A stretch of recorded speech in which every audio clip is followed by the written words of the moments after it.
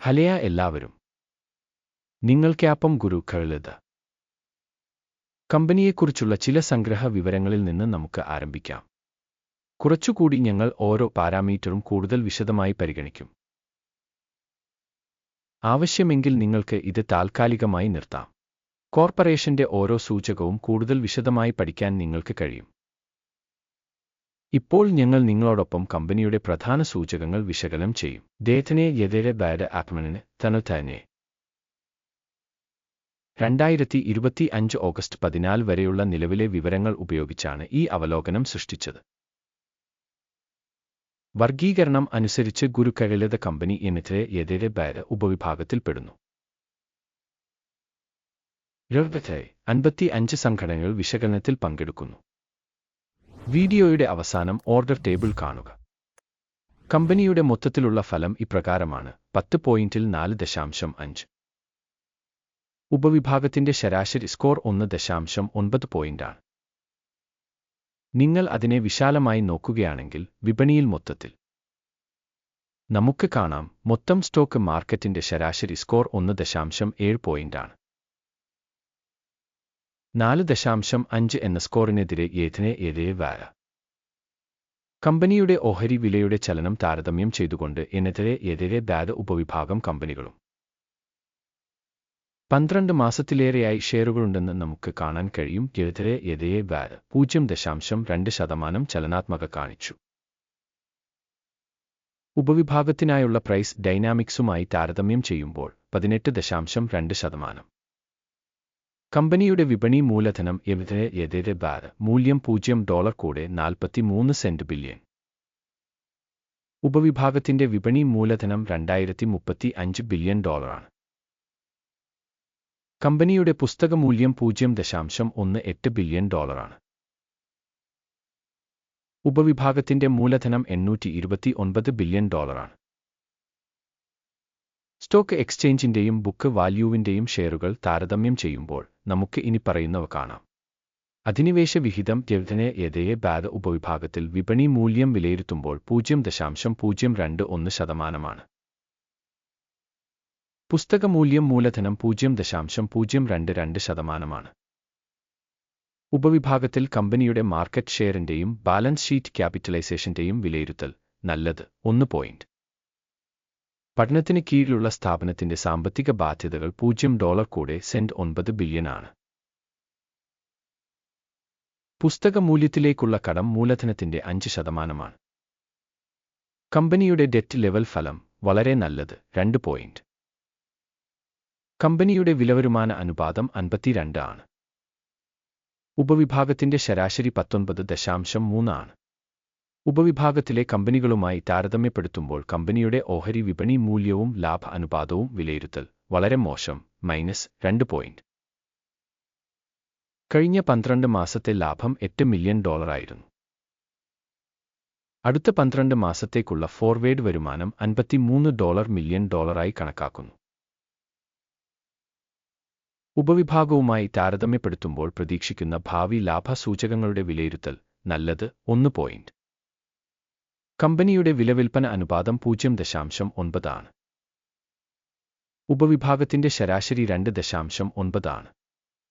ഉപവിഭാഗത്തിലെ കമ്പനികളുടെ സൂചകങ്ങളുമായി താരതമ്യപ്പെടുത്തുമ്പോൾ വിപണി വിലയും വരുമാന അനുപാതവും വിലയിരുത്തൽ നല്ലത് 1 പോയിന്റ്. കഴിഞ്ഞ 12 മാസത്തെ വരുമാനം $460 മില്യൺ ആണ്. അടുത്ത 12 മാസത്തേക്കുള്ള ഫോർവേഡ് വരുമാനം താൽക്കാലികമായി $840 മില്യൺ ആണ്. ഉപവിഭാഗത്തിലെ സൂചകങ്ങളുമായി താരതമ്യപ്പെടുത്തുമ്പോൾ പ്രതീക്ഷിക്കുന്ന ഭാവി വിൽപ്പനയുടെ സൂചകത്തിന്റെ വിലയിരുത്തൽ നല്ലത് 1 പോയിന്റ്. വിൽപ്പന മാർജിൻ 1.8%. ഉപവിഭാഗത്തിൽ ശരാശരി 14.8%. ഉപവിഭാഗ സൂചകങ്ങളുമായി താരതമ്യപ്പെടുത്തുമ്പോൾ വിൽപ്പന ലാഭക്ഷമത വിലയിരുത്തൽ കടന്നുപോകാവുന്ന 0 പോയിന്റുകൾ. ഉപവിഭാഗത്തിലെ ഉദ്യോഗസ്ഥരുടെ എണ്ണത്തിന്റെ അടിസ്ഥാനത്തിൽ കമ്പനിയുടെ വിഹിതം 0.016%. ഇത് വിപണി മൂലധന വിഹിതത്തേക്കാൾ 31% കുറവാണ്. കമ്പനിയുടെ ഓരോ ജീവനക്കാരന്റെയും വിപണി മൂലധനം $2,841,000 ആണ്. ഉപവിഭാഗത്തിൽ $2,133,000 ഉണ്ട്. ഉപവിഭാഗത്തിലെ സൂചകങ്ങളുമായി താരതമ്യപ്പെടുത്തുമ്പോൾ ഓരോ ജീവനക്കാരനും കമ്പനിയുടെ വിപണി മൂലധനത്തിന്റെ മൂല്യനിർണ്ണയം പാസാബിൾ 0. കമ്പനിയുടെ വ്യക്തിഗത ജീവനക്കാരന്റെ ലാഭം $54,600 ആണ്. ഉപവിഭാഗത്തിന്റെ ശരാശരി $110 7,000 ആണ്. ഉപവിഭാഗത്തിലെ കമ്പനികളുടെ സൂചകങ്ങളുമായി താരതമ്യപ്പെടുത്തുമ്പോൾ കമ്പനിയിലെ ഓരോ ജീവനക്കാരന്റെയും ലാഭത്തിന്റെ മൂല്യനിർണ്ണയം പാസാബിൾ 0. കമ്പനിയിലെ ഒരു ജീവനക്കാരന്റെ വിൽപ്പന അളവ് $35,000 ആണ്. ഉപവിഭാഗത്തിൽ $746,000. ഉപവിഭാഗത്തിലെ സൂചകങ്ങളുമായി താരതമ്യപ്പെടുത്തുമ്പോൾ കമ്പനിയുടെ വ്യക്തിഗത ജീവനക്കാരന്റെ വരുമാനത്തിന്റെ വിലയിരുത്തൽ നല്ലത് 0.5. വിൽപ്പന ഇടപാടുകളുടെ അളവ് 5.5% ഉപവിഭാഗത്തിന് ശരാശരി 0.7%. സൂചകം GE 14 കമ്പനിക്ക് 23% നിലവാരം കാണിക്കുന്നു. തെളിവ് എതിരെ ഉപവിഭാഗത്തിന് ഇതേ ലെവൽ 14 58%. കമ്പനിയുടെ യഥാർത്ഥ ഓഹരി വില ഏകദേശം $16 കൂടെ 8 സെന്റ് ആണ്. കമ്പനിയുടെ ഓഹരികളുടെ സമവായ വില ലക്ഷ്യം ഏകദേശം $17 കൂടെ 99 സെന്റ് ആണ്. നമുക്ക് ഓർഡർ ടേബിൾ നോക്കാം. അത് എല്ലാവർക്കും ലഭ്യമാണ്. പിൻ ചെയ്ത കമന്റിലെ ലിങ്ക്. റഫറൻസ് സിസ്റ്റം നിലവിലെ സീസണിൽ പൊതുവായി അംഗീകരിച്ച എല്ലാ തീരുമാനങ്ങളും ഓർഡർ പട്ടികയിൽ അടങ്ങിയിരിക്കുന്നു. ഗുരുക്കാഴ്ച ഓർഡർ ടേബിളിലേക്കുള്ള ആക്സസ് തികച്ചും സൗജന്യവും തുറന്നതുമാണ്. പിൻ ചെയ്ത കമന്റിലെ ലിങ്ക്. സെക്യൂരിറ്റികളുടെ മൂല്യനിർണ്ണയത്തിന്റെ ഫലമായി എതിരെ സ്റ്റോക്ക് മൂല്യനിർണ്ണയത്തിനുള്ള വിവരങ്ങളും റഫറൻസ് സംവിധാനവും ഗുരുക്കാഴ്ച ഇനിപ്പറയുന്ന തീരുമാനം എടുത്തു. ഒരു ഓഹരിക്ക് $16 കൂടെ 9 സെന്റ് എന്ന നിരക്കിൽ ഒരു വാങ്ങൽ വ്യാപാരം തുറക്കുക. കമ്പനിക്ക് ഉയർന്ന മൂല്യനിർണ്ണയവും വില മാറ്റവും ഉള്ളതിനാൽ ഓർഡർ തുറക്കുന്നു. ഓർഗനൈസേഷനെ മൂല്യനിർണ്ണയ മോഡൽ ഉപയോഗിച്ചാണ് വിലയിരുത്തിയത്. അക്കിമിന്റെ സൂചിക എടുക്കുക. ലാഭം 18.6 ആയി സജ്ജീകരിച്ചിരിക്കുന്നു. സ്റ്റോപ്പ് ലോസ് 13.58 ആയി സജ്ജീകരിച്ചിരിക്കുന്നു.